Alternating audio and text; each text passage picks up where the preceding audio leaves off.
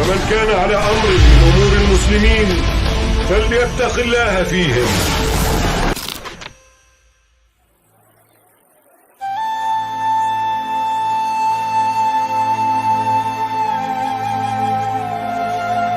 Bismillahirrahmanirrahim. Alhamdulillah wassalatu wassalamu ala nabiyyina Muhammad wa ala alihi wa sahbihi wasallam.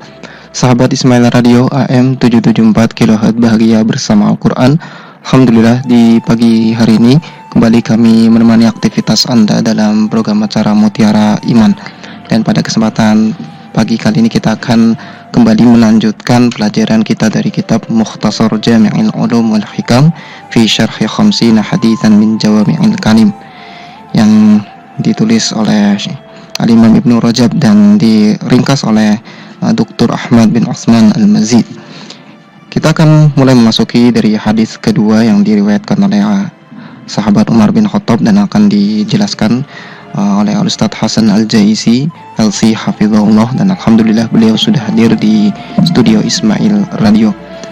Dan untuk sesi pertanyaan nanti kita buka di akhir acara di nomor 021849994343 atau 021849700055, dan juga bisa telepon di nomor handphone kami beserta SMS atau WhatsApp di 085262774774. Marilah sahabat Ismail Radio kita mulai kajian pada pagi hari ini, dan kepada Ustaz Falyatafadhal mashkur. Bismillahirrahmanirrahim. Alhamdulillahilladzi arsala rasulahu bil huda wa dinil haqq liyudhhirahu 'ala ad-dini kullihi walau karihal musyrikun. Asyhadu an la ilaha illallah wahdahu la syarika lah wa asyhadu anna Muhammadan 'abduhu wa rasuluhu la nabiyya ba'dah. Allahumma inna nas'aluka 'ilman nafi'a wa rizqan thayyiban wa 'amalan mutaqabbala. Segala puji bagi Allah Subhanahu wa taala yang kembali mempertemukan kita dalam kajian kitab Mukhtasar Jami' al-Ulum wal Hikam yang berkaitan dengan hadis-hadis atau penjelasan hadis-hadis Arba'in An-Nawawiyah, yang mana hadis-hadis Arba'un An-Nawawiyah itu sangat vital dan sangat penting untuk kita pelajari disebabkan cakupannya yang sangat banyak. Terlebih di antaranya hadis kedua yang akan kita bahas mulai dari pertemuan kali ini hingga beberapa pertemuan mendatang, sebuah hadis riwayat Umar bin Al-Khattab radhiyallahu anhu berkaitan dengan Islam, iman, ihsan dan tanda-tanda dekatnya hari kiamat. Kami memohon kepada Allah Subhanahu wa taala dengan nama-namanya yang mulia, Al-Alim, Al-Qadir, agar menjadikan kajian-kajian kita ini diberkati oleh Allah Subhanahu wa taala. Sesungguhnya hanya Allah lah yang memiliki daya dan kekuatan, yang mana kita ini segala kekuatan dan daya kita itu semua diberikan oleh Allah Subhanahu wa taala. Kita baca langsung ke hadisnya dari Umar bin Al-Khattab radhiyallahu anhu. Beliau berkata, jadi hadis ini cerita dari beliau dan cukup panjang. Kata Sayyidina Umar bin Al-Khattab, "Bainama nahnu julusun 'inda Rasulillah sallallahu alaihi wasallam dzata yaumin." Ya, bainama nahnu julus, yaitu suatu ketika kami sedang duduk-duduk bersama Rasulullah sallallahu alaihi wasallam dzata yaumin, di suatu hari. Dari kalimat ini saja ada faedah tarbawiyah dan faedah ijtimaiyah yang penting untuk kita pelajari, tadabburi, dan tentu untuk kita amalkan. Tarbawiyah atau tarbiyahnya Rasulullah sallallahu alaihi wasallam kepada sahabatnya adalah dengan cara mendekati, pendekatan, duduk bersama, ya, self-approaching. Jadi bareng-bareng duduk. Rasulullah SAW sebagai presiden di situ, sebagai pemimpin. Namun beliau SAW tetap tidak sungkan atau tidak meremehkan perkara duduk bareng dengan para sahabatnya. Ya. Dan juga kita tahu bahwasanya mereka adalah murid-murid beliau sallallahu alaihi wasallam. Tetapi apakah kita pernah mengenal istilah murid Rasulullah? Tidak, melainkan kita mengenal sahabat Rasulullah sallallahu alaihi wasallam. Ya. Ini menunjukkan bahwasanya kedekatan antara guru dan murid, yaitu Rasulullah sallallahu alaihi wasallam dengan para sahabatnya, itu kedekatan tidak sebatas guru dan murid, melainkan seorang teman dengan teman lainnya, sahabat dengan sahabat lainnya. Yang tentu tetap para sahabat ini menghormati benar-benar Rasul kita Muhammad sallallahu alaihi wasallam. Ini faedah tarbawiyah yang penting, dan juga faedah tentang ijtimaiyah, tentang sosial, bahwasanya seorang muallim, seorang murabbi, seorang yang menancapkan kakinya dalam medan dakwah, maka dia harus melazimkan dirinya terjun ke orang-orang, walau memang pahit, walau memang sulit, dan semampunya. Bukan berarti harus ke semua lapisan masyarakat, melainkan semampunya, mungkin lingkungan sekitarnya. Dalam Sunan At-Tirmidzi diriwayatkan oleh At-Tirmidzi dengan sanadnya dari Rasulullah sallallahu alaihi wasallam, beliau bersabda yang maknanya, seorang mukmin yang bergaul dengan manusia, berbaur dengan manusia, dan dia sabar atas keburukan manusia, itu lebih baik daripada seorang mukmin atau seorang muslim yang tidak mau bergaul dengan manusia dan dia tidak sabaran dengan lidah-lidah manusia. Terlebih seorang dai, ketika kita mendapatkan kenyataan bahwasanya Rasulullah SAW sering duduk bareng dengan para sahabatnya, maka kita harus sadar bahwasanya kita tidak hidup sendiri. Sekalipun mungkin kita adalah seorang dai, mungkin kita menjaga image misalnya karena seorang ustaz, seorang dai, seorang muallim, seorang guru, tetapi tetaplah kita merangkul kaum muslimin, ya, dan tidak gengsian untuk bercengkrama bersama dengan orang-orang sekitar. Kita lanjutkan. Jadi tadi Rasulullah SAW duduk bersama Rasulullah SAW duduk bersama para sahabatnya di suatu hari. Idh tala'a alaina rajulun shadidu bayadhi thiyab. Idh, yaitu tiba-tiba, tala'a alaina, muncul di hadapan kami. Ya, tala'a itu muncul, terbit, ya. Seperti tulu'ul fajr munculnya, fajar tulu'ul syams munculnya matahari. Tiba-tiba tala'a alaina rajulun shadidu bayadhi thiyab. Orang tersebut, ya, seorang pria, disebut rajul, berarti dia sudah baligh. Ya, sudah baligh, sudah dewasa. Penampakannya seperti itu. Shadidu bayadhi thiyab, memakai baju putih yang sangat putih bajunya.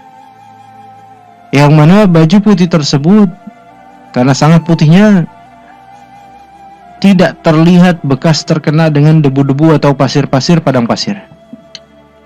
Seperti orang baru mencuci bajunya gitu, dan belum terkena pasir bajunya itu. Syadidu sawadi syar, dan memiliki rambut hitam yang sangat hitam. Ya. Tidak ada debu-debu atau pasir yang menempel di rambut hitamnya. La yura alaihi atharus safari wala na'rifuhu wala ya'rifu minna ahadun. La yura alaihi atharus safar, tidak terlihat padanya efek-efek dari safar. Ya, bekas-bekas safar, perjalanan jauh, enggak kelihatan. Kan kita tahu kalau misalnya di padang pasir, ya, di zaman Rasulullah kan padang pasir, ya.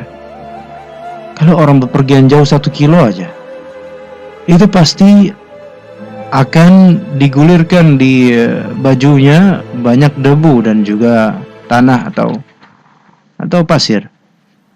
Juga rambutnya akan agak kusut kan, kering dan seterusnya, terkena pasir juga.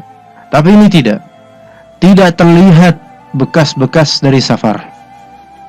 Wala ya'rifu minna ahad, kita sama sekali enggak ada yang tahu siapa beliau ini. Ya. Oh, kita ini kaum muslimin sekarang tahu bahwasanya di zaman dahulu manusia enggak sebanyak sekarang.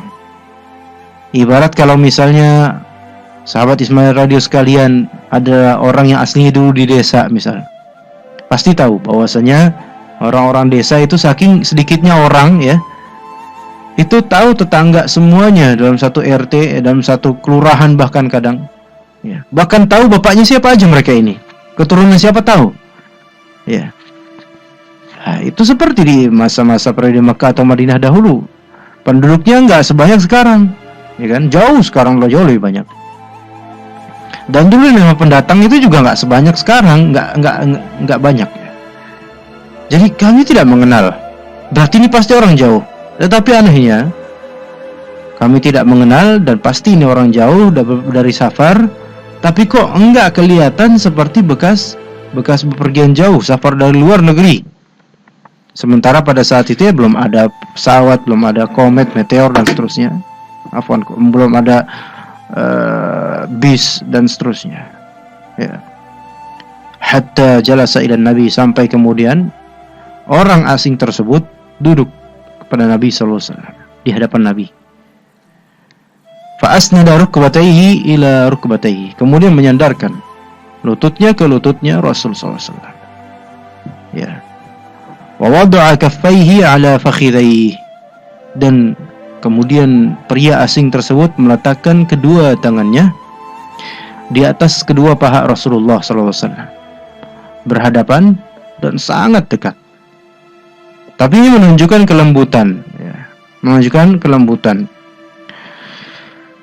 Bertanyalah pria asing tersebut, wa qala ya Muhammad akhbirni 'anil Islam. Bayangkan, ya Muhammad, beritahu saya tentang Islam. Para sahabat mulai terheran, ini orang baru datang tapi kok langsung tahu nama Nabi kita Muhammad SAW, dan langsung meminta atau merequest jawaban.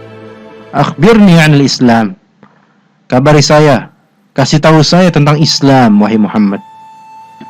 Faqala Rasulullah sallallahu alaihi wasallam, maka beliau bersabda, al-Islamu an tashhadu an la ilaha illallah wa anna Muhammadar Rasulullah wa tuqimas shalah wa tu'tiyaz zakah wa tasuma Ramadan wa tahujjal baita man istata'ta ilaihi sabila. Islam itu adalah engkau bersyahadat la ilaha illallah dan engkau bersyahadat Muhammad Rasulullah. Dua kalimat syahadat itu pertama. Itu Islam, rukun Islam yang pertama. Wa tuqimas shalah, dan engkau mendirikan salat. Wa tu'tiyaz zakah, engkau menunaikan zakat. Wa tasuma Ramadan, engkau berpuasa Ramadan. Wa tahujjal baita in istata'ta ilaihi sabila, dan kamu berhaji selagi kamu mampu berjalan ke sana. Mampu di sini baik secara kendaraan, kesehatan maupun perbekalan. Ini yang akan menjadi atau diistinbatkan dari sini oleh para ulama disebut sebagai arkanul Islam, rukun-rukun Islam. Ya, selain itu juga ada hadis dari Ibnu Umar ya. Ya, insyaallah pada hadis ketiga yang mungkin akan kita bahas hadis ketiga tersebut sekian pekan seterusnya. Ya, wallahu alam mungkin 1,5 bulan lagi mungkin ya. Ala kulli hal, ini hadis menjadi dalil akan rukun Islam, dan juga hadis Sayyidina Ibnu Umar, anaknya perawi hadis ini radhiyallahu anhuma. Dan kamu berhaji ya ke Baitullah selagi kamu mampu perjalanan ke sana. Qala sadaqt. Orang asing tersebut langsung bilang, sadaqt, you are right, kamu benar. Maka kata Sayyidina Umar, fa'ajibna lahu yas'aluhu wa yusaddiquhu. Kami pun terkejut, terheran kepada orang asing ini. Ini sahabat ini, mereka tuh saling niteni, saling memperhatikan dengan seksama. Tapi memperhatikan itu seperti waspada ada perasaan gimana, bukan memperhatikan karena apa-apa, tapi ajib itu, orang ini aneh, gharib. Nah, fa'ajibna lahu yas'aluhu wa yusaddiquhu, kami merasa heran dia ini bertanya, tapi dia pun mengatakan kamu benar. Gimana sih? Kan? Ibarat kalau misalnya sahabat Ismail Radio ya adalah guru misalnya, Anda adalah guru, ditanya oleh seorang murid, Pak, 20 kali 10 berapa Pak? Anda menjawab 200 ya, 200. Murid itu berkata, Bapak benar. Lah ini kan akan ada di hati, ini kok kayak kurang adab ini, gitu kan? Begitu juga dengan para sahabat berpikir seperti itu mungkin. Ini kok kayak gini ya, dia nanya, pas dijawab dia bilang ente benar. Lah, kok gitu? Ngapain nanya gitu? Kalau udah tahu itu benar. Nah, tapi kemudian suasana ini masih tegang gitu. Nggak lihat orang asing ini. Para sahabat masih memperhatikan. Qala fa akhbirni 'anil iman, kata orang itu. Kabarkan saya dong tentang iman. Qal Rasulullah SAW menjawab dengan jawaban simple. Antu minabillahi wa malaikatihi wa kutubihi wa rusulihi wal yaumil akhir wa tu'mina bil qadari khairihi wa syarrihi. Rukun iman itu adalah engkau beriman kepada Allah. Ya. Kemudian beriman kepada malaikat-malaikatnya. Beriman kepada kitab-kitabnya. Beriman kepada para rasulnya. Beriman kepada hari akhir. Dan beriman kepada takdir Allah Ta'ala baik atau buruknya. Semua dari 6 pilar rukun iman ini semua berikatan dengan al-iman bil ghaib. Mengimani hal yang ghaib. Karena kita tidak pertama beriman kepada Allah, kita tidak mampu melihat Allah Subhanahu wa Ta'ala, dan memang Allah Ta'ala tidak memperlihatkan dirinya untuk kehidupan di dunia. Adapun di akhirat Allah Ta'ala memperlihatkan wajahnya untuk orang-orang beriman, dan semoga kita adalah orang-orang yang berbahagia ketika itu. Beriman kepada Allah adalah asas beriman, asas ya iman kepada hal yang gaib. Kemudian iman kepada malaikat, juga iman kepada hal yang gaib. Karena kita tidak mampu pada asalnya melihat malaikat. Adapun kalau misalnya terlihat malaikat dengan wujud selain malaikat seperti wujud manusia, itu mungkin ya, tapi bukan wujud aslinya. Kemudian yang ketiga, iman kepada kitab-kitab, yaitu seperti kitab-kitab ya tentu masuk dalamnya kitab Al-Quran, dan sebelum Al-Quran dari kitab-kitab Allah. Dan kita tidak tahu tepatnya kitab Allah yang masih asli benar seperti apa ya. Kemudian setelah beriman kepada kita, beriman kepada para rasul. Dan kita tidak pernah melihat Nabi kita Muhammad SAW, kecuali mungkin beberapa sahabat kalau ada yang pernah memimpikan Rasulullah SAW ya, atau orang-orang lain. Tapi itu kan memerlukan pengetahuan tentang ciri khas fisik Rasulullah, dan itu perlu ilmu.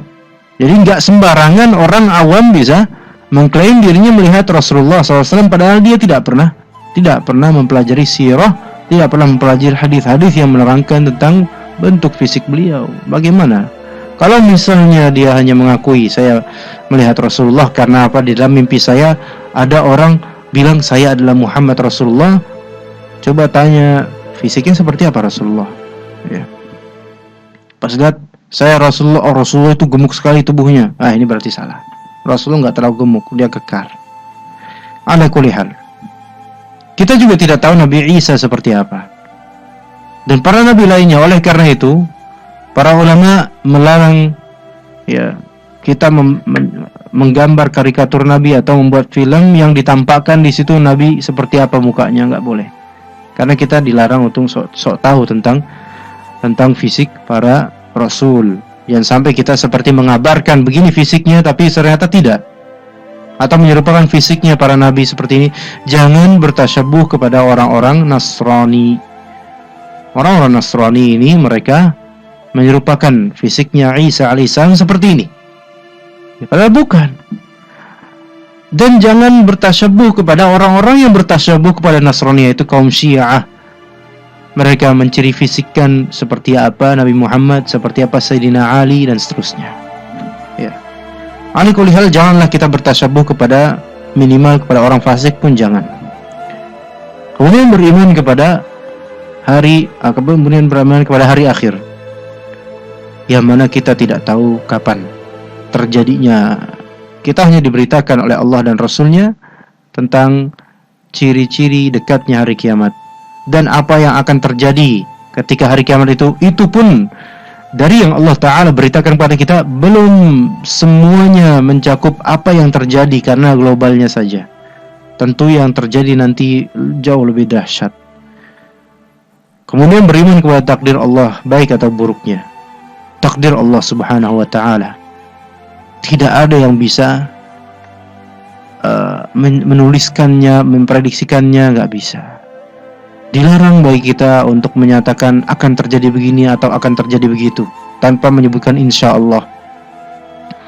Bahkan memang dilarang bagi kita untuk memprediksikan sesuatu dan tidak menyandarkan kepada Allah Subhanahu wa Ta'ala. Memastikan, menjazmkan sesuatu ini pasti akan terjadi, itu tidak boleh. Ya. Kemudian kita pernah mendengar hadis Nabi Sallallahu Alaihi Wasallam. Ya. Yang suatu ketika Rasulullah SAW bercerita ada dua orang bersaudara. Atau ada dua orang, ya, satunya dia adalah ahli maksiat, satunya dia rajin ibadah. Yang rajin ibadah ini sering menasihati ahli maksiat ini, sering sampai suatu ketika bosan dia menasihati, akhirnya berkata, kamu tidak akan diampuni Allah, orang kayak kamu itu dinasihati nggak mempan, nggak bakal diampuni sama Allah. Kemudian pada hari akhir nanti justru berbalik. Allah Ta'ala akan berkata kepada mereka, siapa yang waktu itu bilang kamu tidak akan diampuni oleh Allah? Maka terlihatlah orang alim tersebut yang banyak beribadah. Kemudian Allah katakan kepadanya, sesungguhnya aku telah mengampuni dia. Dan karena kamu bilang kayak gitu waktu di dunia, maka amalmu bisa batal dan juga kamu masuk neraka. Itu gara-gara apa? Gara-gara mengucapkan lisan yang mendahului takdir Allah Subhanahu wa Ta'ala, seolah-olah kita tahu. Dan kita tidak boleh mengatakan kepada siapapun dari muslim, kamu gak bakal diampuni oleh Allah. Bahkan kita tidak boleh mengatakan kepada orang kafir, kamu akan mati, masuk neraka nanti. Kita gak tahu, mungkin saja sebelum dia mati dia masuk Islam. Kecuali kalau dia sudah mati, ya. Kalau dia sudah mati, ya, dan dia mati atas kekufuran, kita yakin itu, karena tidak ada pengucapan syahadat, atas kekufuran, itu pun masih diperselisihkan ulama, apakah masih boleh, apakah sudah boleh kita bilang dia di neraka, atau kita tetap tawakuf diam. Ala kulli hal, sebagai hati-hati, jangan menghakimi siapapun. Sekarang dia sedang diazab di kuburnya, dia pasti ahli nar, udah. Itu udah diserahkan kepada Allah Subhanahu wa Ta'ala, kecuali yang memang sudah ada dalilnya seperti Fir'aun, ya, Haman dan seterusnya. Ya, takdir Allah Subhanahu wa Ta'ala tidak ada yang mampu menakarnya, tidak ada yang mampu memprediksikannya. Hanya Allah Ta'ala yang mengetahuinya. Bahkan kalau tadi malam saya setelah sholat Isya, ada seorang bapak, salah satu jemaah masjid, ya, musola, jemaah sholat juga. Beliau menjaga perumahan kediaman sekitar kita, banyak jasanya gitu.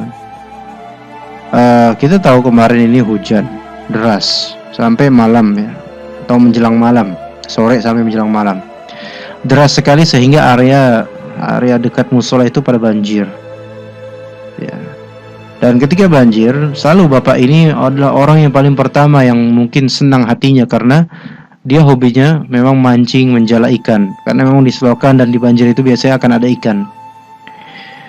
Setelah sholat Isya, saya lihat beliau dan juga beberapa kawannya atau anaknya, teman-teman anaknya sedang menjala ikan dan gak dapat karena banyak sampahnya. Kemudian saya pun pulang, anak pun pulang. Jadi ketika itu ya senang-senangan, enak gitu. Ternyata pada pagi hari tadi Anda mendapatkan kabar bahwa beliau meninggal, rahimahullah, ya. Meninggalnya kenapa? Meninggalnya sesuatu peristiwa yang kita sendiri nggak pernah menyangka beliau meninggal pada malam tadi dan seterusnya. meninggalnya karena beliau mencemplungkan diri di parit air banjir yang mungkin sedadak beliau, dan sepertinya wallahu alam beliau nggak bisa naik sehingga beliau kaku di dalam air, dan orang tua udah usia 50 tahunan lebih akhirnya meninggal di air itu dan disaksikan oleh beberapa orang-orang, kemudian diangkat dan sudah wafat rahimahullah. Kita nggak tahu sama sekali, nggak pernah ada pikiran sama sekali beliau meninggal dengan cara seperti itu. Takdir Allah Subhanahu wa taala yang kita imani, ya. Tadi tentang takdir, engkau beriman kepada qadar baik atau buruknya. Kemudian berkata lagi orang asing itu, qal sadaqta, engkau benar wahai Muhammad. Kemudian bertanya lagi, fa akhbirni 'anil ihsan, beritahu saya tentang ihsan. Apa itu ihsan? Maka Rasulullah SAW menjawab, qal an ta'budallaha ka'annaka tarah, fa in lam takun tarahu fa innahu yarak. Engkau menyembah Allah Subhanahu wa taala seolah-olah engkau melihatnya. Seolah-olah engkau melihatnya. Apakah dengan kalimat ini kita diperbolehkan untuk membayangkan zat Allah? Tidak boleh. Jadi jangan salah paham. Anta abudallah, kamu menyembah Allah, ya, kamu menyembah Allah ka'annaka tarah, seolah-olah kamu melihatnya. Ini bukan berarti ketika kita salat kita merem kemudian kita membayangkan Allah Subhanahu wa taala secara zat di depan kita dan kita bayangkan dengan bentuk dan rupa. Ini tidak boleh. Ini yang disebut tajsim. Ini yang disebut tajsim. Tajsim itu adalah membayangkan bentuk Allah Subhanahu wa taala, ini tidak boleh. Ya, melainkan kita serahkan perkara bagaimana itu kepada Allah dan tidak usah dibahas di dalam benak kita. Maksudnya apa berarti di sini ta'budallaha ka'annaka tarah? Yaitu begini, ketika kita melihat, ya, misalnya ketika kita melihat ada guru yang mengawasi kita, maka kita akan berbuat disiplin. Maka bersikaplah seolah-olah kita ketika mau disiplin seolah-olah ada guru mengawasi kita. Itu manusiawi. Tapi di sini berkaitan dengan rububiyah Allah Subhanahu wa taala. Ketika kita menjalani kehidupan, bersikaplah seolah-olah kita melihat Allah taala sedang mengawasi kita. Maksudnya kita selalu menyadari bahwasanya Allah taala melihat kita. Makanya di kalimat setelahnya, fa in lam takun tarahu fa innahu yaraka. Kalau misalnya kamu memang tidak bisa melihat Allah taala, sesungguhnya Allah taala melihatmu, ya. Untuk sesi kali ini kita coba. Baik, jazakallah khairan kepada Al-Ustaz Hasan yang sudah memberikan materinya di sesi pertama ini. Insyaallah kita akan melanjutkan kembali di sesi kedua setelah kita jeda terlebih dahulu dari tilawah Al-Quran. Anda masih bersama kami, AM 774 kHz Ismail Radio. Bahagia bersama Al-Quran. Bahagia bersama Al-Quran. Menambah keimanan kita kepada Allah Subhanahu wa taala, kami hadirkan untuk Anda Mutiara Iman. AM 774 kHz Ismail Radio. Bahagia bersama Al-Quran. Bismillahirrahmanirrahim. Sahabat Ismail Radio AM 774 kHz Bahagia bersama Al-Quran. Alhamdulillah kita melanjutkan kembali di sesi kedua dalam pembahasan hadis kedua dari kitab Mukhtasar Jami'ul Ulum wal Hikam yang disampaikan oleh Al-Ustaz Hasan Al-Jaizi. Dan untuk bagi Anda para sahabat Ismail Radio yang ingin bertanya dari pembahasan ini, kami persilakan nanti di sesi tanya jawab dengan menghubungi di nomor 0218499343 atau 021849700055 ataupun di nomor handphone beserta SMS atau WhatsApp di 085262774774. Sekali lagi di 085262774774. Baik Ustaz, bisa kita lanjutkan kembali. Bismillahirrahmanirrahim. Kita lanjutkan lagi pembahasan hadis kedua dari Arba'in An-Nawawiyah. Kali ini kita membahas perkataan dari orang asing tersebut Qal fa akhbirni 'anis sa'ah. Maka beritahu saya tentang as-sa'ah, tentang hari kiamat. Rasulullah SAW memahami pertanyaan ini dengan maksud kapankah as-sa'ah itu terjadi. Maka beliau pun menjawab, mal mas'ulu anha bi'a'lama minas sa'il. Orang yang ditanya ini tentang kapan hari kiamat itu tidak lebih tahu daripada penanya, yaitu ane tidak lebih tahu daripada antum. Jadi kita ini sama-sama nggak tahu. Nah, ya udah kalau gitu. Ditanya lagi sama orang asing itu. Fa akhbirni an amaratiha. Kalau gitu beritahu saya tentang tanda-tanda hari kiamat. Amaratis sa'ah. Tanda-tanda hari kiamat. Maka Rasulullah SAW menyebutkan 2 tanda. Ya. Sebenarnya tanda-tanda kiamat banyak. Ya, maksudnya kiamat kubro ya. Tanda-tanda kiamat kubro banyak. Cuma di sini Rasulullah menyebutkan hanya 2. Qal antalidal amatu rabbataha. Yaitu seorang amah itu budak perempuan. Itu seorang amah melahirkan tuannya. Ana akan membacakan terjemahan dari penjelasan Mukhtasar Jami' Ulumul Hikam. yakni tuannya dan orang yang memiliki dirinya. Ini tafsirnya begini. Ketika seorang pemilik budak perempuan, dia diperbolehkan untuk menjimaknya. Kemudian dari hasil jima itu lahirlah seorang anak. Nah, jadi majikan laki-laki dan budak perempuan. Lahir seorang anak dari hubungan mereka berdua, dan anak itu statusnya mengikuti majikan laki-laki. Sehingga anak itu statusnya hur, merdeka, bukan sebagai budak. Maka secara strata sosial, anaknya ini lebih tinggi derajatnya daripada ibunya. Ibunya secara sosial dia berstatus sebagai budak. Anaknya berstatus orang merdeka. Jadi orang merdeka ini tidak barometernya bukanlah usia, bukanlah apa, tapi status. Anak ini lebih merdeka daripada ibunya yang merupakan budak dari majikannya, dan majikannya adalah bapaknya anak ini. Itu penafsiran pertama. Ini penafsiran yang zahir. Adapun penafsiran lainnya, ya, ada yang menafsirkan ini dengan akan banyak yang mendatangkan perbudakan. Bahkan seorang anak perempuan juga mendapatkan sahaya, lalu dia memerdekakannya hingga ibunya didatangkan dalam keadaan sebagai sahaya.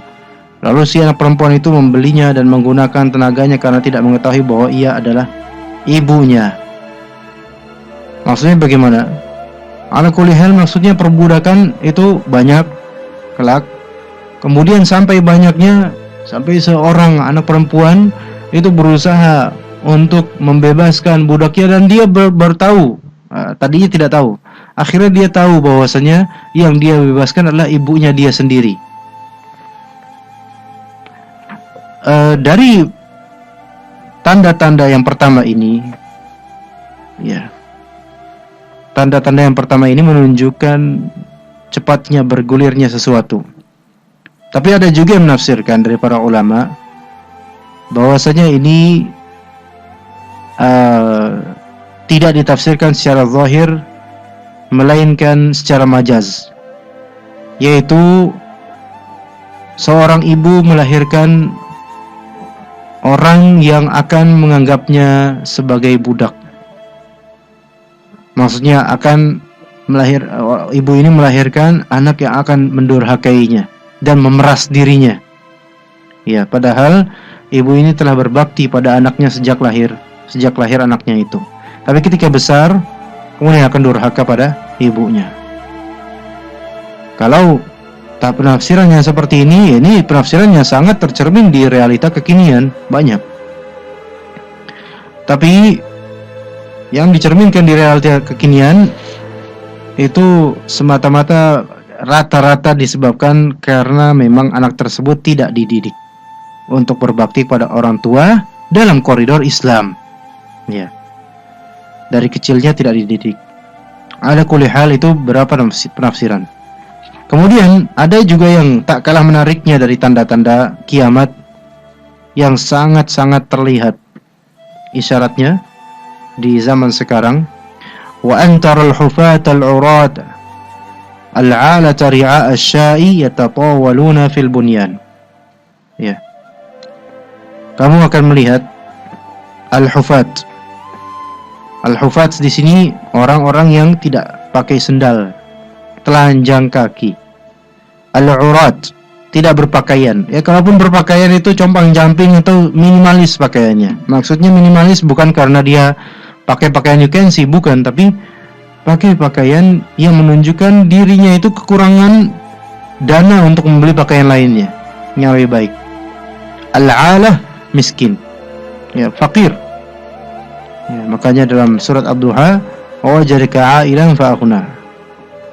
Dia mendapatimu sebagai seorang yang 'ail, yaitu kekurangan, lalu Allah memberi kecukupan. Nah, ri'a asya, kerjaannya itu penggembala domba. Tapi yatatawaluna fil bunyan. Tetapi mereka saling meninggi-ninggikan bangunan, properti, rumah. Aneh, sangat aneh. Ini adalah serendah-rendahnya orang. Dalam lingkup sosial, orang paling rendah ini. Udah gak punya sendal, gak punya pakaian, miskin. Kemudian malah main tinggi-tinggian bangunan. Main megah-megahan bangunan, kokoh-kokohan bangunan. Dan ini yang terjadi banyak sekali di zaman sekarang. Bahkan lebih banyak terjadi di kota daripada di desa. Ketika kita tahu secara nalar, ya, misalnya sahabat Ismail Radio punya uang 2 juta, ya, dan tidak punya hutang. Alhamdulillah. Itu Anda tergolong punya, gitu kan? Tidak tergolong fakir karena mungkin cukup insyaallah untuk 1 minggu atau 2 minggu ke depan. Tapi ada orang punya 10 juta dengan mobil, dan semuanya itu kredit, hutang. Yang manakah yang kaya, yang manakah yang miskin? Yang miskin adalah yang berhutang. Walaupun dia punya 10 juta dengan mobil yang mungkin harganya 200 juta mungkin, tapi semuanya kredit. Yang miskin adalah yang berhutang ini. Anda yang memiliki 2 juta saja tapi bebas dari hutang, Anda orang kaya, orang yang cukup, gitu.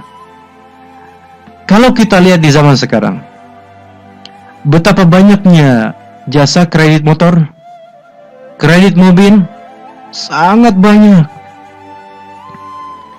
Apa penyebab kemacetan di Jakarta, terutama ini Bekasi, bukan ini?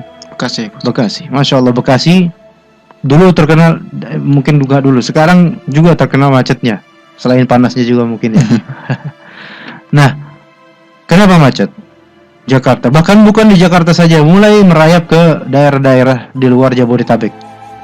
Karena riba, karena hutang. Dan hutangnya bukan dengan sistem syar'i hutang gitu saja, tapi karena hutang dengan adanya sistem riba di dalamnya. Jadi pertama, kesalahan orang adalah dia belum begitu butuh namun dia berhutang. Itu udah salah itu. Dalam Islam, kalau tidak butuh kemudian berhutang itu dilarang. Ya, barulah berhutang ketika butuh. Nah, dan kedua kesalahannya adalah dia berhutang dengan adanya sistem ribawi dan mungkin gak nanya sama orang-orang yang berilmu.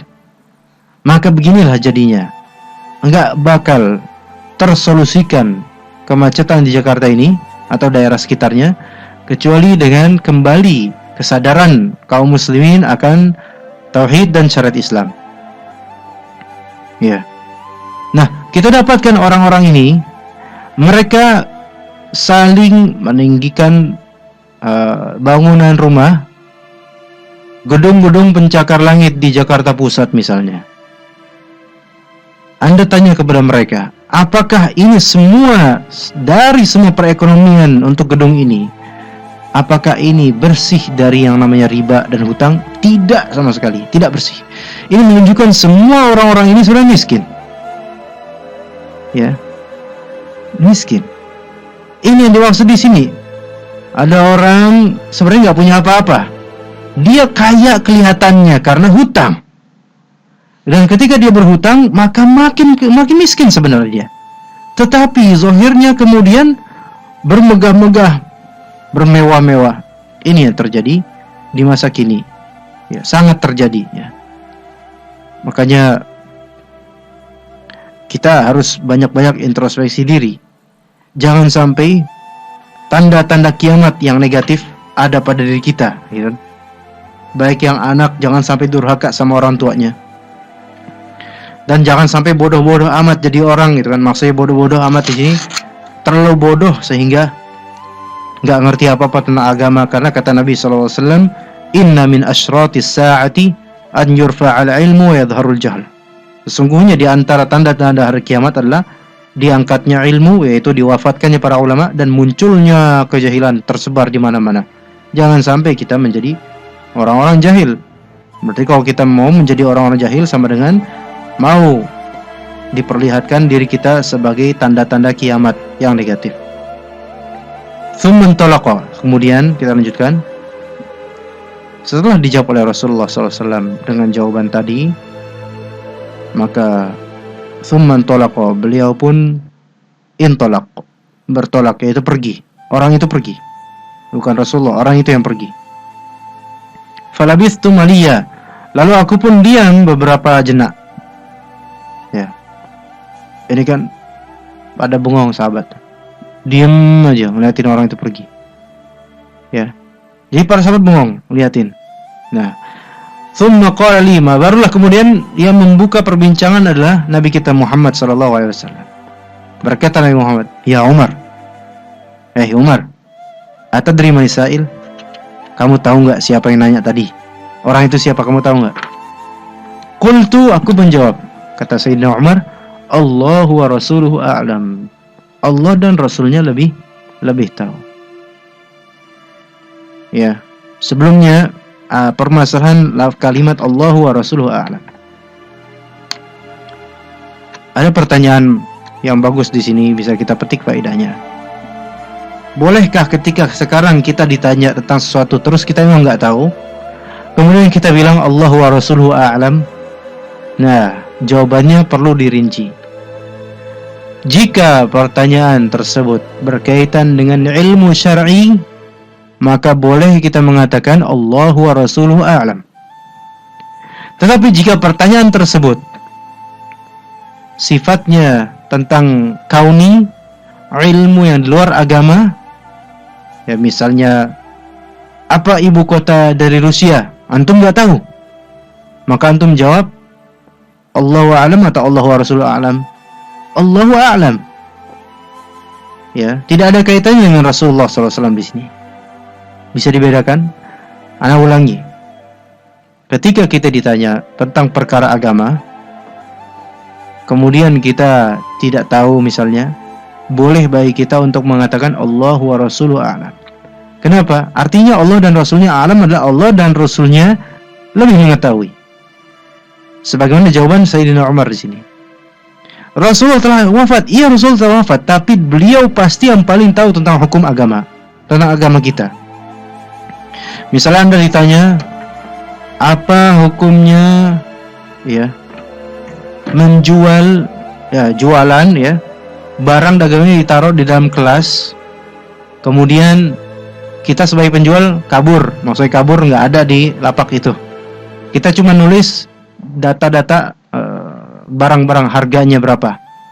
Kemudian orang kalau mau beli, fadhol, tinggal taruh aja tuh uang atau ambil kembalinya. Sah atau tidak? Antum nggak tahu jawabannya. Tapi jawabannya sah, jawabannya boleh. Antum misalnya nggak tahu jawabannya, ya. Sahabat Ismail Radio nggak tahu jawabannya. Maka boleh Anda menjawab Allahu wa rasuluhu a'lam, karena Allah dan Rasulnya memang lebih tahu tentang masalah-masalah hukum agama. Tetapi kalau ditanya tentang hal-hal yang sifatnya semesta kauni, misalnya ada berapa jumlah bintang di langit? Nggak tahu kan? Pasti nggak tahu. Ana nggak tahu, antum nggak tahu, kita semua nggak tahu berapa jumlahnya. Berapa jumlah bintang di langit yang nampak tadi malam? Ana tidak tahu. Maka apakah kita layak menjawabnya Allahu wa Rasuluhu a'lam? Tidak boleh. Jawabnya hanyalah Allahu a'lam. Allah lah yang lebih mengetahui. Karena Rasulullah SAW tidak tahu untuk hal ini, gitu kan? Contoh lain misalnya, misal Anda, ya sahabat Ismail Radio, melihat ada dua orang sedang berbisik-bisik di depan Anda, agak jauh, kira-kira 10 meter lah. Dia sedang berbisik-bisik sambil mata mereka mereka berdua matanya itu, dua pasang mata itu, sambil ngintip-ngintip ke Anda, seperti mau bicarain Anda gitu. Kemudian Anda colek samping Anda, kamu tahu nggak apa yang diomongin sama kedua orang itu? Apakah boleh orang itu menjawab Allahu wa Rasuluhu a'lam? Tidak boleh, karena nggak ada sangkut pautnya dengan Rasulullah SAW. Ini bukan berkaitan dengan agama. Tapi dijawablah Allahu a'lam. Allah lah yang lebih mengerti tentang percakapan mereka. Sementara Rasulullah sudah wafat dan tidak tahu. Ini juga tidak berkaitan dengan agama. Maka di sini faedahnya kita boleh mengatakan Allahu wa Rasuluhu a'lam untuk perkara-perkara agama. Maka ketika di sini kan Nabi SAW bertanya kepada Umar, kamu tahu siapa yang bertanya tadi orang itu? Maka saya menjawab, qultu Allah wa Rasuluhu a'lam, Allah dan Rasulnya lebih tahu. Maka berkatalah Rasulullah, fa innahu Jibril atakum yu'allimukum dinakum. Sesungguhnya itu Jibril, dia mendatangi kalian untuk mengajarkan kalian agama kalian. Juga ada faedah juga penting sekali di sini. Seseorang yang bertanya kepada ustadz misalnya di kajian, ya. Bertanya kepada ustadz di kajian lewat sari kertas. Orang yang menulis pertanyaan di sari kertas itu, dia sudah tahu jawabannya. Udah tahu jawabannya. Tapi dia ingin dengan singgungan dari pertanyaan ini, maka ustadz akan menjawab dan faedahnya akan tersebar. Misalnya dikatakan kita nulis nih, bagaimana pendapat ustadz mengenai kalimat ilahi lastu fil firdausi ahla wala aqwa 'alan nari al-jahimi. Ya ilahi, aku tidak pantas masuk ke surga, tapi aku juga enggak kuat masuk neraka. Apa pandangan ustadz terhadap hal ini? Ini kan biasa orang-orang sufiah yang mengatakannya, yang diriwayatkan katanya oleh Abu Nawas ditulis. Tanya ke ustadz. Kemudian ustadz itu mengomentari perkataan ini enggak layak, jangan dijadikan nyanyian dan seterusnya. Akhirnya kan orang-orang yang hadir di kajian tersebut, mereka baru mendapat siraman ilmu tentang faedah tersebut. Nah, di sini antum akan sebagai orang yang bertanya mendapatkan pahala berlipat, karena sama dengan andalah yang mengajari peserta kajian ini faedah tersebut, tapi melalui lidah ustadz, dan bahkan melalui lidah ustadz lebih didengar oleh orang-orang daripada anda sendiri yang mengatakannya di depan mereka semua. Ya, ini adalah salah satu faedah atakum yu'allimukum dinakum. Jibril alaihissalam, beliau hanya bertanya, tugasnya bertanya, yang menjawab Nabi. Tapi yang mendapatkan faedah siapa? Apakah Jibril mendapatkan faedah? Tidak. Tapi yang mendapatkan faedah adalah para sahabat yang ada di sekitar Nabi SAW. Maka Nabi katakan bahwasanya ini Jibril lah yang mengajarkan kalian. Wallahu ta'ala a'lam. Baik, demikianlah sahabat Ismail Radio, penjelasan dari pembacaan matan dari hadis kedua dari kitab Mukhtasar Jami' Al-Ulum wal Hikam. Dan saat ini kita buka sesi tanya jawab. Bagi Anda yang ingin bertanya, kami persilahkan saat ini untuk nomor telepon 021849944343 atau 021849700055 dan di nomor handphone 085262774774. Baik, ini kita buka dari SMS yang masuk dari Bapak Supaat Rahmat di Lampung. Assalamualaikum warahmatullahi wabarakatuh, Ustaz. Ustaz mau bertanya, apakah di kehidupan akhirat ada waktu siang dan waktu malam, Ustaz? Mohon pencerahannya, syukron wa jazakumullah khairan. Ya, terima kasih Bapak Supaat atas pertanyaannya. Namun untuk yang itu ana tidak tahu ya. Untuk siang atau malam ana tidak bisa menjawabnya. Mungkin ada atau tidak, wallahu alam, tapi ana belum mendapatkan di benak ana sendiri, belum tergambar dalil yang menunjukkan siang atau malam. Wallahu alam. Baik. Tidak tahu. Demikian jawaban yang diberikan kepada Bapak Supaat Rahmat di Lampung. Kini kita buka kembali dari WhatsApp dari Bapak Hendra di Pondok Kopi. Assalamualaikum warahmatullahi wabarakatuh, Ustaz. Waalaikumsalam warahmatullahi wabarakatuh. Apa maksud tambahan kalimat bisawab pada kalimat wallahu a'lam bisawab? Ya. Terima kasih Bapak Suhendra. Bapak siapa? Bapak Hendra. Bapak Hendra dari Pondok Kopi. Jazakumullah khair atas pertanyaannya. As-shawab itu maknanya adalah as-sahih. As-shawab maknanya adalah as-sahih, yaitu yang kena pada kebenaran, yang benar gitulah. Jadi as-shawab itu artinya kena. Maksudnya kena di sini pas dengan kebenaran. Maksudnya Allahu a'lamu bis-shawab. Allah lebih mengetahui yang mana yang pas dengan kebenaran. Ini boleh ketika kita menambahkan Allahu a'lam bis-shawab, padahal kita sudah tahu ini benar, apa yang kita jawab adalah benar misalnya. Kemudian pada endingnya saya bilang Allahu a'lam bis-shawab, boleh. Karena memang bagaimanapun ketika kita menyatakan suatu kebenaran, walaupun kita merasa sudah benar kalimat-kalimat kita, bisa jadi kita tidak sadar ada kalimat kita yang kurang, sehingga kita semakin meyakini Allah lah yang maha sempurna dalam hal kebenaran. Wallahu a'lam. Wallahu a'lam bishawab. Baik, demikianlah jawaban yang diberikan kepada Bapak Hendra di Pondok Kopi. Dan waktu telah menunjukkan pukul 9 lebih 28. Mungkin kesimpulan sekaligus ikhtitam. Kesimpulannya adalah hadis ini adalah di antara hadis teragung. Jika tidak kita katakan hadis teragung dari semua hadis yang ada dalam kitab-kitab induk hadis, karena hadis ini mencakup Islam, iman, ihsan, dan juga pada endingnya kita harus memperhatikan tentang masalah hari kiamat. Ya, Islam dan iman dan ihsan, ketiganya itu adalah hal yang harus benar-benar kita perhatikan dan harus kita amalkan. Ya, Islam dari syahadat sampai haji kan kita memang hendak menunaikan semua itu. Kemudian iman juga, kita tidak terlepas hati kita dengan keimanan kepada semua ini, yang 6. Kemudian ihsan juga harus kita perhatikan dalam setiap ibadah kita. Dan ada sedikit saja pesan dari ana untuk diri ana pribadi dan untuk siapapun dari kita semua. Ketika kita beramal, benar-benar mintalah kepada Allah Subhanahu wa taala agar amal ini dikabulkan, sehingga kita bisa mendapatkan reward dari Allah nanti, ya, dengan rahmat Allah taala, dengan kasih-Nya, surga Allah Subhanahu wa taala. Jadi untuk supaya konsisten kita beramal, teguhkanlah iman kita kepada Allah dan kepada yaumil akhir, yaitu kepada hari akhir yang mana di sana Allah Subhanahu wa taala akan menjamin surga kepada orang-orang yang beriman dan beramal soleh. Innalladzina amanu, ya innalladzina qalu rabbuna Allah tsumma istaqamu fala khaufun 'alaihim wa lahum yahzanun. Sebagaimana di surat Al-Ahqaf, sesungguhnya orang-orang yang mengatakan Rabb kami adalah Allah, kemudian mereka beristiqomah. Nah, untuk bisa beristiqomah ini kita harus menghadirkan hati, ya, dalam amal-amal kita. Fala khaufun 'alaihim, mereka tidak akan merasa takut nanti di akhirat. Walahum yahzanun, mereka juga tidak akan bersedih atas kehilangan dunianya. Enggak apa-apa dunia hilang, yang penting kita dapat surga. Wallahu taala alam. Hanya sekian yang bisa ana sampaikan. Semoga Allah Subhanahu wa taala berikan manfaat dari kajian-kajian kita. Ya, kita tutup. Ya subhanakallahumma bihamdika asyhadu an la ilaha illa anta astaghfiruka wa atubu ilaik. Wassalamualaikum warahmatullahi wabarakatuh. Waalaikumsalam warahmatullahi wabarakatuh.